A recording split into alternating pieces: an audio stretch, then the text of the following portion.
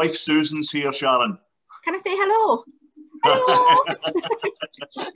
Brilliant. That's fantastic. My carer, as I call him these days. Oh, we'll have to have a talk with Susan while we're there as well. You know, you'll have to be on the film, on the chat show.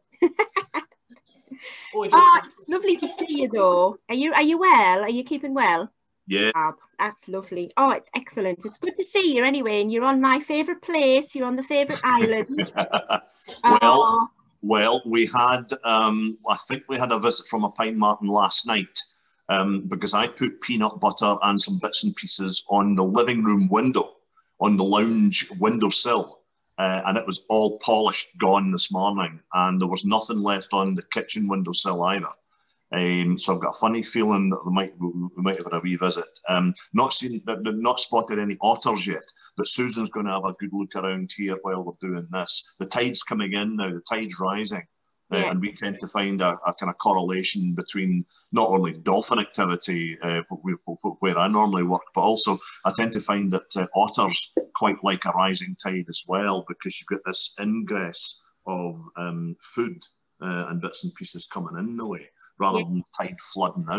We don't tend to find the results are just as good when the tide's on the ebb. But there we go. Anyway. Oh, it's great. I mean, it's good to see you there. And I'm so pleased that you've agreed to do this talk for us, Charlie, as well, because obviously I'm really interested in the work that you're doing anyway, like generally with the whale and dolphin conservation, but also your photography, because obviously I wanted to sort of say a little bit about when we first talked, I suppose, really, was like, it was on Twitter, wasn't it? I was following you. I think I tweeted about when I was on the Farne Islands tour. That was my birthday tour, actually. It was a Prezi, and I was on the Farne Islands boat, and when we were on our way back, we had a pod of dolphins join us on the way back, which was absolutely amazing. And I think I videoed it, and I put it on Twitter, and I tweeted in sort of Billy Shield as well, which was on his trip. And I think you commented that you thought it was it Runny Paint, I think? Yes, ID 116 Runny Paint. It was definitely her, I think. Yeah. Which was brilliant, really. And I think that's how we basically got to know each other, through social media. It was really bizarre, because it was like, and I remember that distinctly, because every day, like every time I look at it, I think, oh, it was just so amazing to have them, because they were so curious and they were so close as well. I was really surprised at how close they were. And I mean, is that, obviously it must be normal for them. And I mean, you probably see it quite a lot as well, don't you, when you're photographing them? I keep in contact with Andrew Douglas, who takes the boats out from Sea Houses as well. And him and Billy, they have regular interactions with the bottlenose dolphins there, because the dolphins that are down there are some of the population that we haven't seen up in the Moray Firth for quite a few years now. And it's really quite interesting. Over the last couple of years, we've had so many people contacting us with little clips of video and photographs and stuff, and it's quite incredible how we've managed to look at these bits of video and the photos and begin to figure out which dolphins have moved away from the area almost permanently now, and which are still actually coming back now and again. We do still have a sort of core population of dolphins that seem to inhabit the inner, what we call the inner Moray Firth, from Inverness up to Cromarty and along to about Lossiemouth. That kind of triangle seems to be the sort of concentration of the main body of dolphins that we have. But we're getting a bit of fragmentation now. I've just been contacting a chap over in Denmark. In fact, two people over in Denmark, because some of our dolphins have landed over there. We had a really unusual year last year, where we had some dolphins spotted off the coast of Holland. And one of them was one of my charity's adoption dolphins, Big Mischief. And those dolphins hung about there for almost the whole summer, and then they disappeared. But they've now turned up just off the coast of Denmark. And we've actually got at least 4 dolphins up near an area called Thyborg, And a chap called Lars Mikkelsen is keeping me abreast of what's going on there. But if you go around to the east coast of Denmark and down a bit, there's an area down there where there's another dolphin, and it's actually the son of one of the dolphins that's on the other side of Denmark. So because we know them so well. And myself and Dr. Barbara Cheney from Aberdeen University's field station at Cromarty, she runs the ID project. That's what she did her doctorate in. Between us, we managed to try and disseminate what these pictures are that are coming in, and hopefully who the dolphins are. It's not always possible because some of the young dolphins, especially, we haven't seen up here, and we haven't got good pictures. And although we get a lot of great help from St Andrews University, their sea mammal research unit team go out and do regular systematic surveys, the same as we normally do.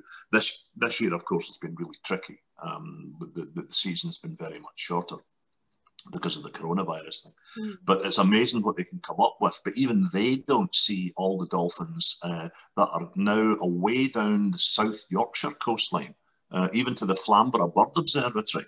And it's very interesting when you begin to start and put 2 and 2 together and hopefully not come up with 5. But where some of these dolphins are concentrating, there seems to be a lovely big upwelling of currents. It's called the Flamborough Front, and it goes right across to the coast of Holland. And you think, well, that's just like a motorway, because all that upwelling has got to mean that there's going to be food there, and the dolphins are going to follow their stomachs, especially bottlenoses. That's all they ever do, really. And I think that's part of the reason why they've gone across there. But also, we've also had some of our dolphins have headed down the west coast of Scotland, and some of them have ended up off the coast of Ireland. And also we have one of our adoption females called Moonlight. She had a baby last year down off the coast of the Isle of Man. And we're still getting bits of information coming in, and we're finding some of our dolphins basically all around the UK. It's difficult to get your head around because sometimes there's so much information coming in. But if you sit at night with a glass of wine and just think about it, then you begin to actually make a bit of sense. But we're also seeing differences in the way that these dolphins are moving around, and it's basically to do with prey depletion in certain areas, and especially the kind of tragic tale that we have of the Atlantic salmon. The salmon story is just dire. It's absolutely dire. I did a bit of filming a few years ago with the Atlantic Salmon Trust, and it was concentrating at that point with predation, and so they did a bit of seal predation, and they also did a bit of filming with me down at Channery Point, and the dolphins, capturing salmon and manipulating the prey and that kind of stuff. And it's really such a sad story because the numbers are now just relics of what they used to be. It's pretty tragic. So I mean, and to try to figure out what's going on, is it our fault? Is it global warming, which is our fault? Really, is it overfishing, which is our fault? Really anything you can come up with, basically, it eventually comes round to us. And trying to make excuses for things. I mean, we're past the excuses stage now, and people really need to waken up and smell the coffee, as they say. I totally agree, and this is the whole reason why we do these sort of little snippets of stories for people, because obviously as an organisation we concentrate on taking action in the climate emergency. That's what we do. So it'll be anything from raising awareness of projects and actually doing projects, and talking about things like the whale and dolphin situation and the salmon situation, and just trying to make it more mainstream, because I think it has to be more mainstream really for people to start talking about it every single day and then think about taking some action for it as well. So that's the reason why we're doing these sort of little stories, and they're really, really popular at the moment for people to learn stuff.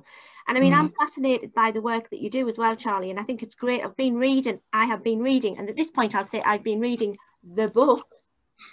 I've been reading the book, and I have to say that the book is amazing because the thing I like about it is that every chapter is a story, a different story. And it doesn't necessarily, although it sort of feeds into other stuff, you can pick a chapter, can't you, and read a chapter.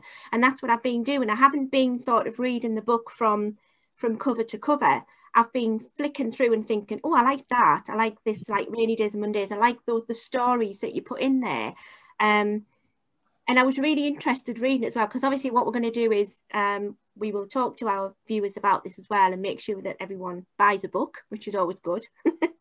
But it's about what information's in the book as well. I find it really fascinating that, first of all, I mean, the dolphins have all got ID numbers, obviously, but they've all got nice names as well. And I like the fact that I was reading about Chewbacca and Sundance and Munchies and Zephyr and Breeze, and such beautiful, beautiful names as well.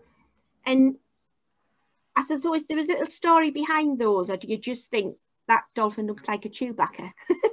No, the way it's done, most of the names are actually thought up by Barbara Cheney from Aberdeen University, but we sometimes have name a dolphin coffee mornings kind of thing, you know, where we all come together and we have an idea about names, but it normally follows lineages, and dolphin lineage basically comes down through the maternal line. It's all through the mothers. We always know who the mothers are, but we very rarely know who the fathers are, because we don't do any actual DNA testing like that. So if you see a wee baby with an adult, you make the assumption that that's the mother. And then from then on, you can literally start the stopwatch on that dolphin's life.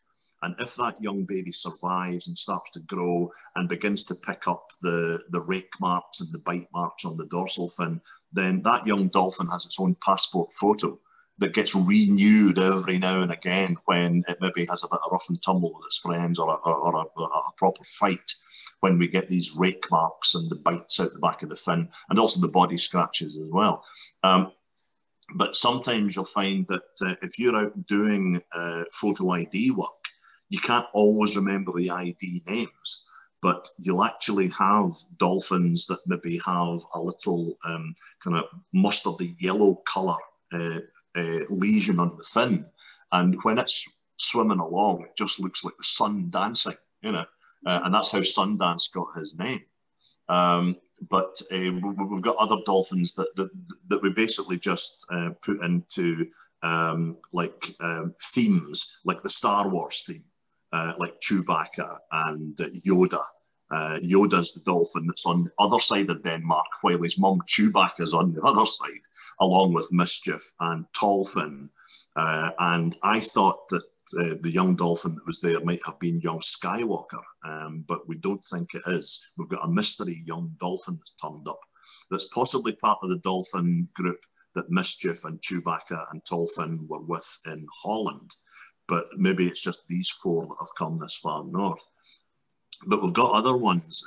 Barbara had a period where she was going through television cop series things, you know, and films like Point Break and that kind of thing. And some of the characters from that actually become the names of some of the dolphins. But every now and again, I mean, I'll actually have a nice little run of inspiration, and I'll come up with some names as well. I think I've named about 8 or 9 dolphins in the population, and I've also had the great honour by Aberdeen University of actually having a dolphin named after me, which was done a bit behind my back, but we've never actually done that before. They've never actually named a dolphin after a human being before, so it's a great honour for me. There is one dolphin that's named after the energy company Beatrice. And Beatrice used to be an oil company, but they're now a sort of wind farm company as well, that they're actually moving away from that. And they gave Aberdeen University quite a lot of money a while ago, and they were able to name a dolphin, and they named it Beatrice. And Beatrice happens to be not a female, but one of the biggest male dolphins I've ever seen. He's an absolute steaming huge dolphin, absolutely brilliant. And he's quite a local lad as well. So I see him quite often. So this is how the names are done. But as you rightly say, all the dolphins have ID numbers. The wee baby dolphins, we tend to leave them for at least a year, because surviving your first year as a young wild mammal is always pretty difficult. So we wait until they're at least a year old before Barbara gives the new neonates ID numbers. But as they grow up, they keep the ID number, but the actual photographs of the dorsal fins from right and left sides, they change as the animal gets bigger and older. And sometimes the dorsal fins give you a clue as to how you name it. But otherwise, it's actually down to the rather strange imagination of both myself and Aberdeen University. That's who they get their names.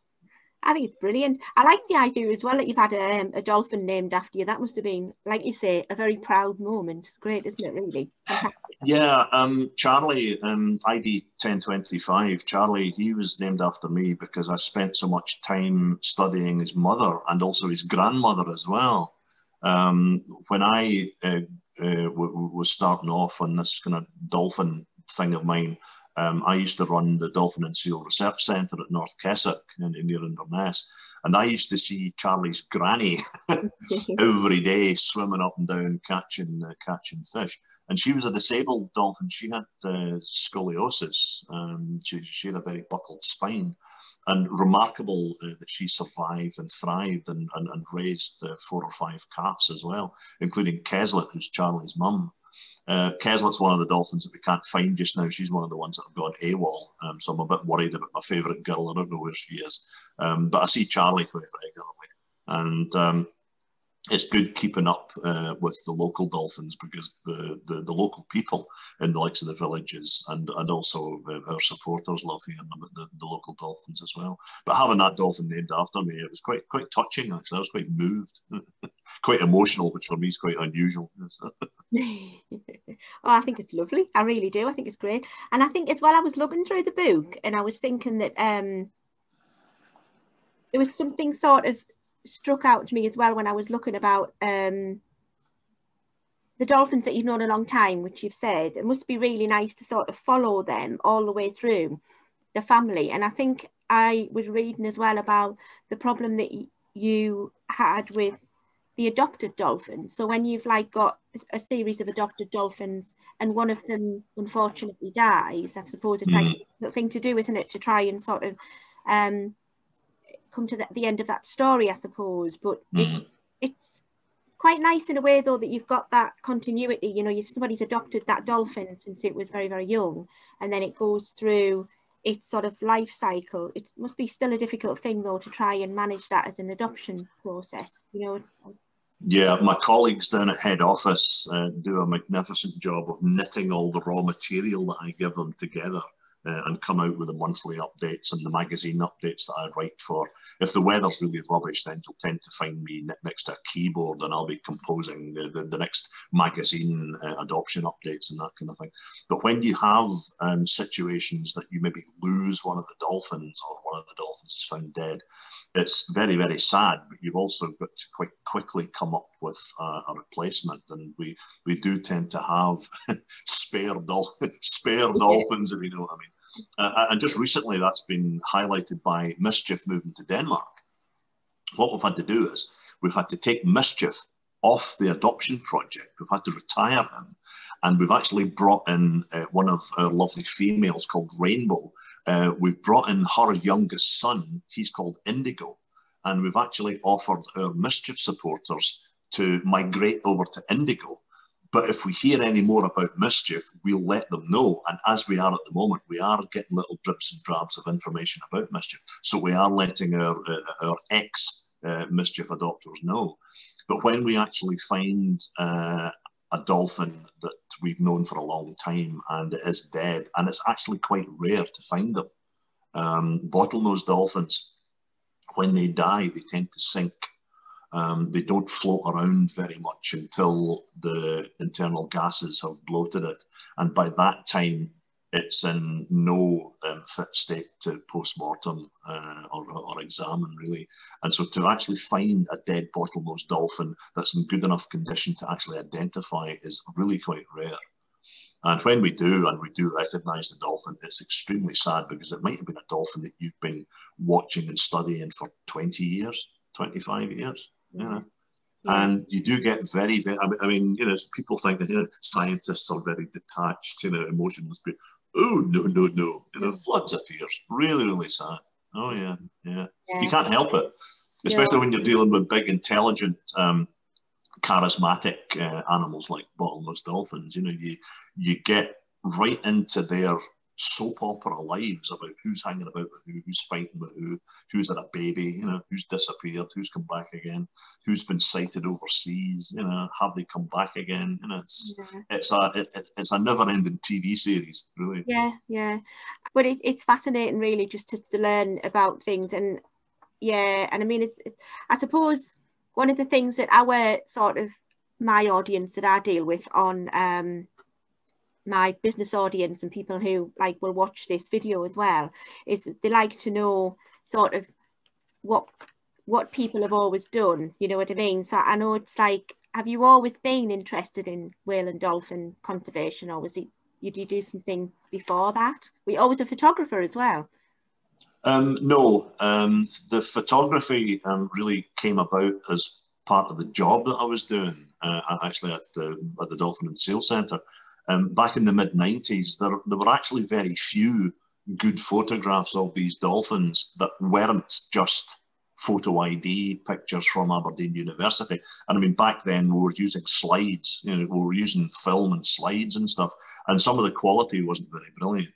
And I had a bit of a moment, where a sort of light bulb moment, where I thought, well, I might as well get my own camera and try to take pictures of the local dolphins here at North Keswick, because they come so close to the jetty that you could probably get half reasonable pictures with them, even with quite small, you know, inexpensive equipment. And the whole process started, and my pictures rapidly got fairly good, and people started noticing. And when people actually started offering to buy them, and that includes magazines and stuff as well, I thought, oh, okay, maybe this isn't so bad. So it wasn't that I was a mad, keen, obsessive photographer, which a lot of people are these days.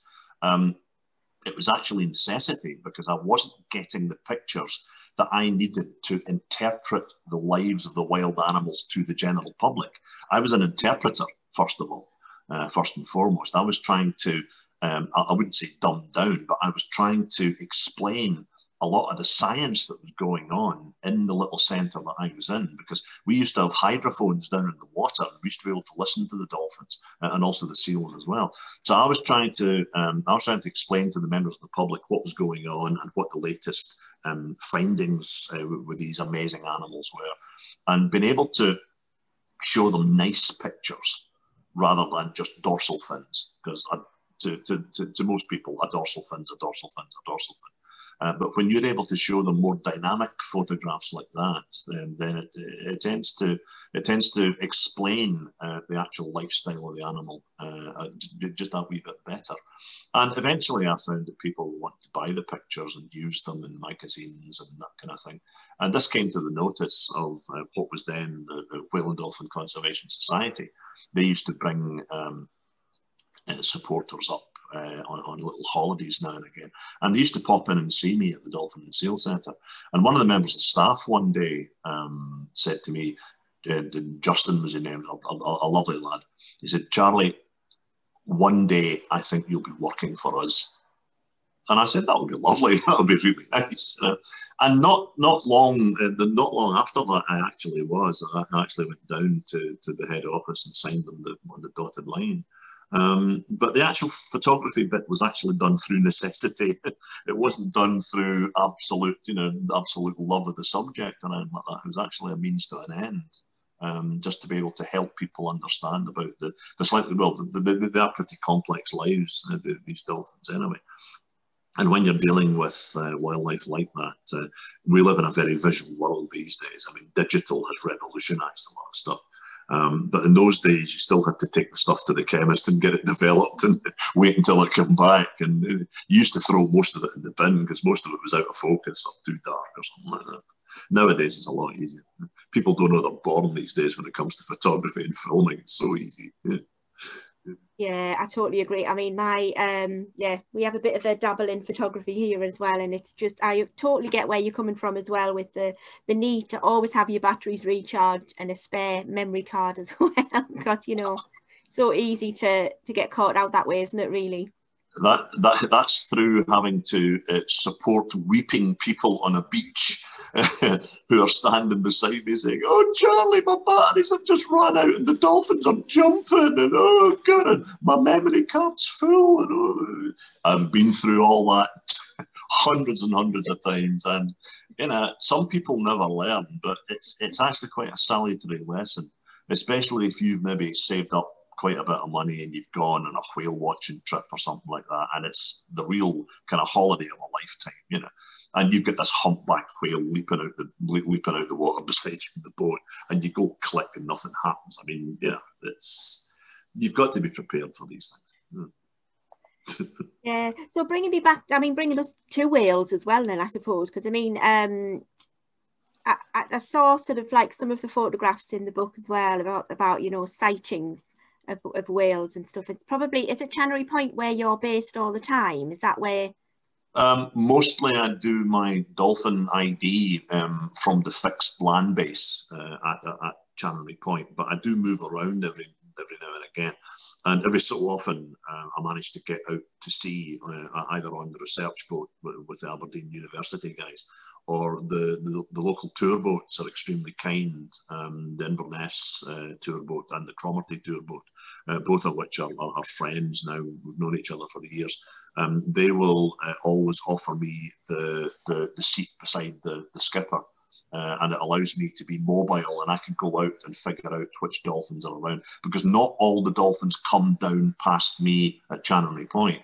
So if I can cover a little bit more sea, especially during the main kind of, you know, May, June, July, August into September, it means I can cover quite a lot of square mileage of sea. And the chances of seeing other stuff as well as just dolphins. I mean, you know, we get minke whales, we occasionally get fin whales, we get, just recently we've got basking sharks everywhere. Beautiful, big, gentle basking sharks. Absolutely lovely. I was out with them at the beginning of, the end of last month, and it was brilliant. It was absolutely brilliant, with 5 of them. And one of them was a huge, big adult, you know. And some of the dolphins were interacting with they were actually interacting with the basking shark. It was fabulous to see. I've never actually seen that before. So there's always something new out there. There's always something new to see. And every now and again, you maybe go through quite a quiet period where there's very little going on. And then all of a sudden, something just comes out the woodwork at you, and you think, what on earth's going on here? A couple of years ago, standing at Channery Point, hardly a dolphin around, and then this huge thing surfaces in front of us. It's a sub-adult fin whale that was about 60 feet long. You know, I mean, fin whales are meant to be away out in the Atlantic. They're not meant to be coming into quite a narrow estuary area. Yeah. And so you get crazy stuff like this. Just recently, we've very sadly lost some of the northern bottlenose whales that were in the Clyde estuary. They've been lost and blundering about the Gairloch area there, and it's never a good story, that when these deep diving species come into relatively narrow, shallow areas like that. And they think there's maybe been a problem with the military war games that go on at this time of year. It's a possibility that they might have been frightened in by loud sonar and that kind of thing. So you've always got to put that at the back of your mind as well. So we do occasionally get sad stories, but you can sometimes see the most amazing things. I mean, nowadays down off the coast of Cornwall and Devon, you've got bluefin tuna. You know, beautiful, big, massive fish, absolutely gorgeous things. And sunfish, and these kind of indicators that the waters are warming up, and that some of the species are actually having to move further north to the colder waters to try and find food. So it means you've got a changing. It's almost like the TV Times. You know, what am I going to see today? And things are actually changing. But this is it. I mean, you know, when you go out with any type of wildlife watching that you're doing, you just never know what you're going to come across. And it's always lovely to be able to share this with members of the public who really appreciate what they see.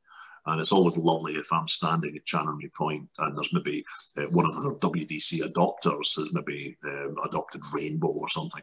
And I was able to do that for a lovely family. And this year, they come up to see me, socially distanced, of course. And there was Rainbow with a brand new little baby. And I was able to show them these dolphins right in front of them, 20 feet from the beach. You know, that makes people's holidays, and also imprints on the kids a love of nature and an appreciation of nature. And to me, if you can get kids to start getting interested in this kind of thing, you're not doing too badly. Yeah, and I think we've had some pretty interesting stories in the last month or so. We've had a pod of dolphins just off our coast. I mean, I'm on the northeast coast and I'm not very far from Sunderland. Yeah. Seaham Harbour, which is not very far from me.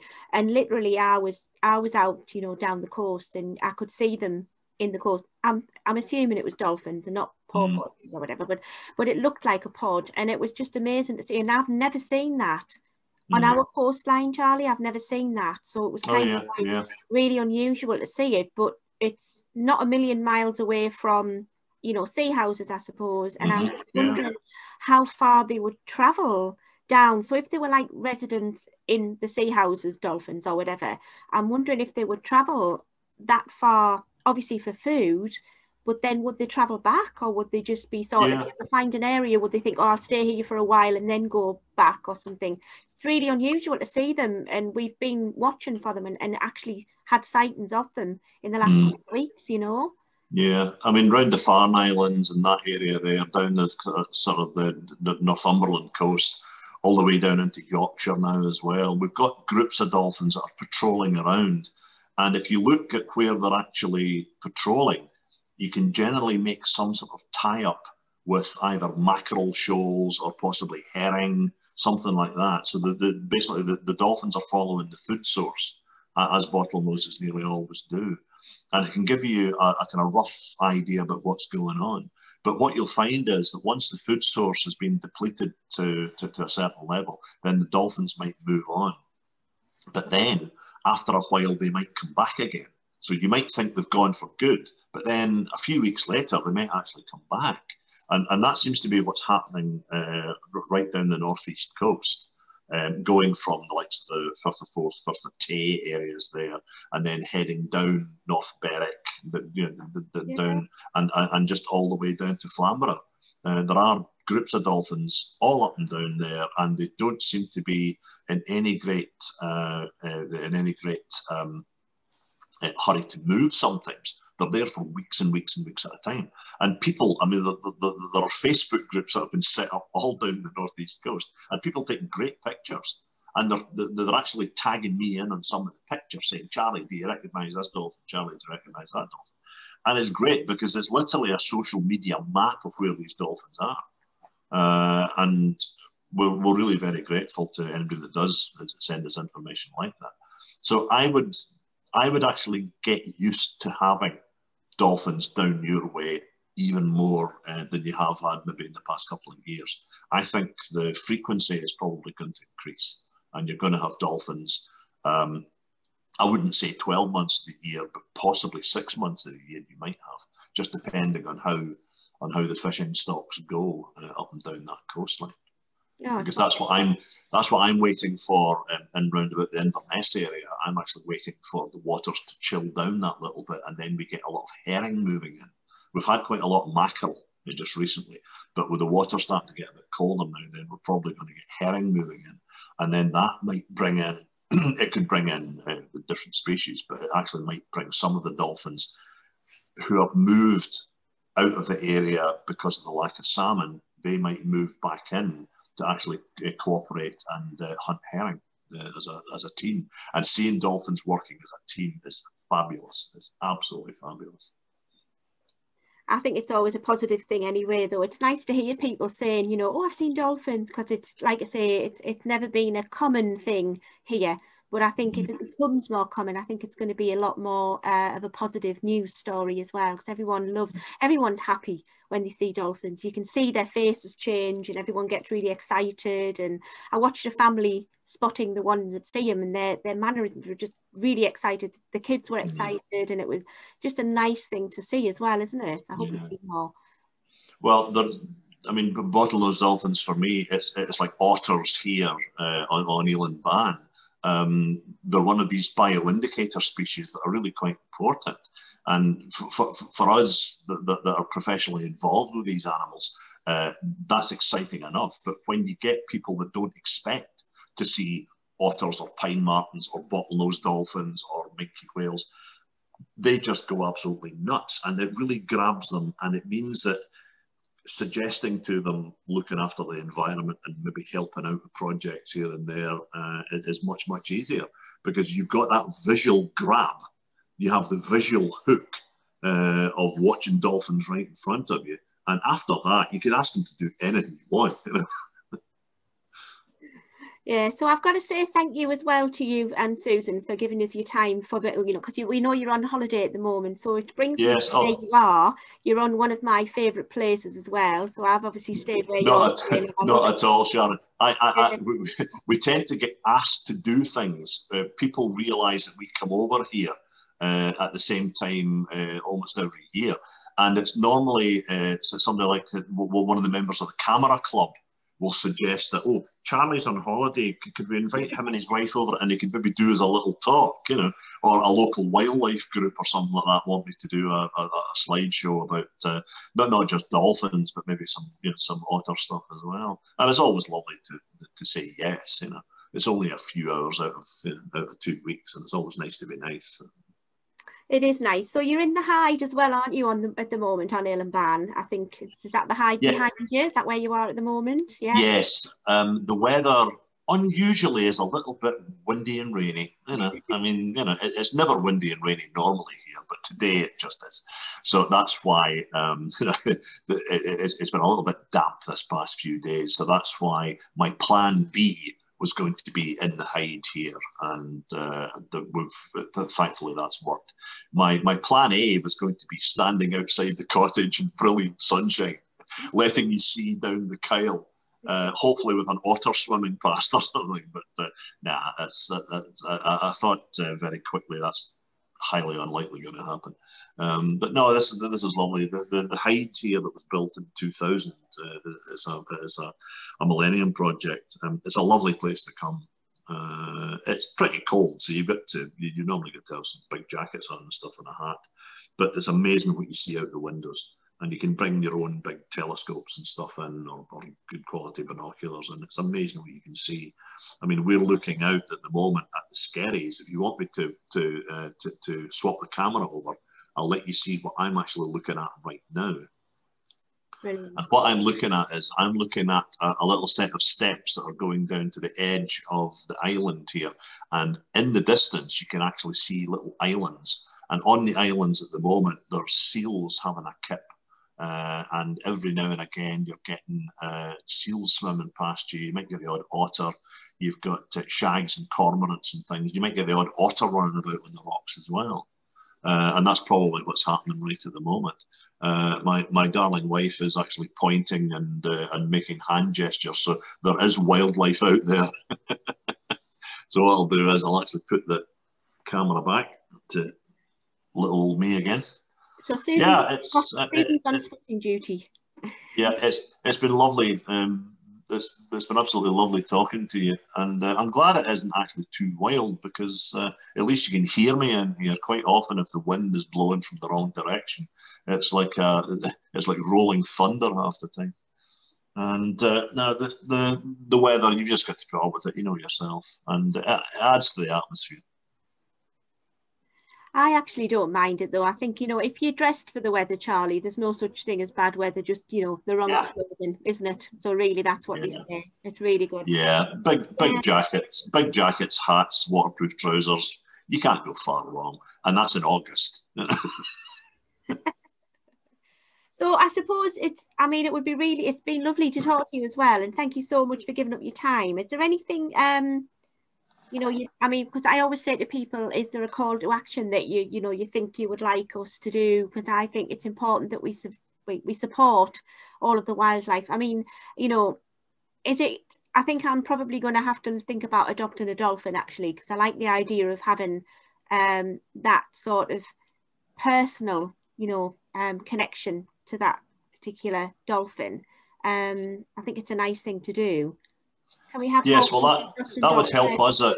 It would actually help us out if you go onto the Whale and Dolphin Conservation website and go onto the adoption part. You can adopt orcas, humpback whales, or the Scottish bottlenose dolphins. And the dolphins, we've got 2 girls and 2 boys, and they're all very special to me.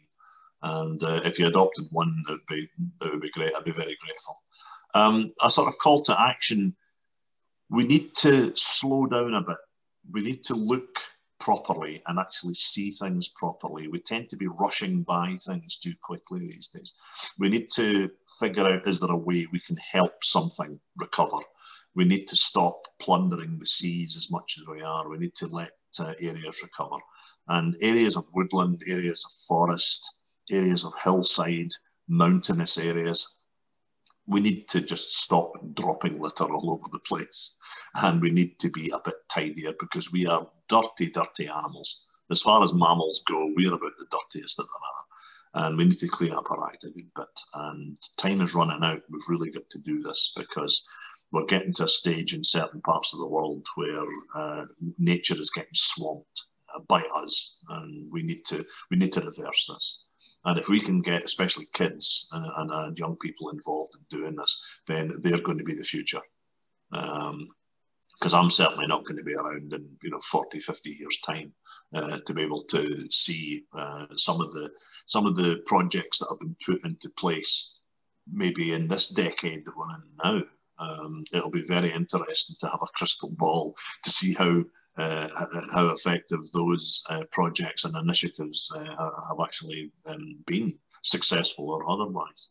But all we can do is try. All we can do is try and be a bit cheery and try and be a bit positive about it. But remember that nature really needs a help and a helping hand from us. And anything we can do, even just pick up anything at all, a bit of plastic that's lying on the ground, anything like that at all, just pick it up.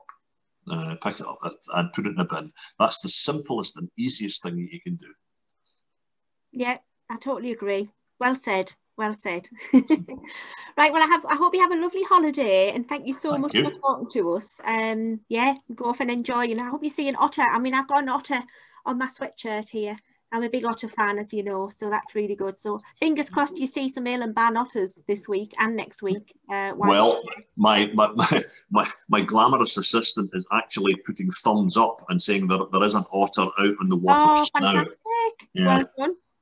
Yeah, there was either a cormorant or a shag flapping about a minute ago, but there's actually something else. There's a great northern diver. There's a great northern diver out there as well, apparently. Wow. So, yeah. That's fantastic.